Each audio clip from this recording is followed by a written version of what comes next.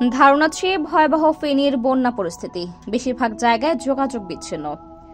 ৩৬ বছরের মধ্যে স্মরণকালের ভয়াবহ বন্যার কবলে দেশের দক্ষিণ পূর্বাঞ্চলের জেলা ফেনী।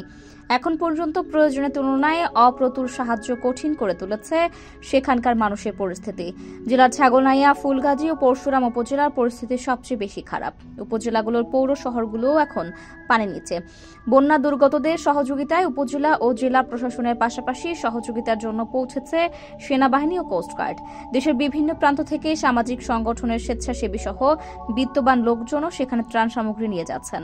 স্থানীয়দের দাবি, যে পরিমাণ সহযোগিতা প্রয়োজন সে তুলনায় খুব কমই এখন পর্যন্ত সহযোগিতা সেখানে পৌঁছেছে। সড়কগুলো পানিতে তলিয়ে যাওয়ায় দ্রুত স্পিডবোট ও হেলিকপ্টারের মাধ্যমে বন্যা দুর্গতদের উদ্ধার করা হচ্ছে।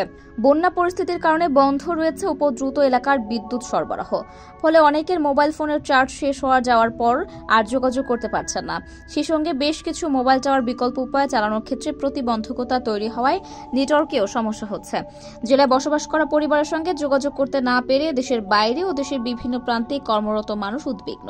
তারা দ্রুত মোবাইল নেটওয়ার্ক সচল করার অনুরোধ জানিয়েছেন, যাতে কোনোভাবে মোবাইলে চার্জ থাকা পরিবারের সদস্যদের কাছ থেকে খবর নিতে পারেন।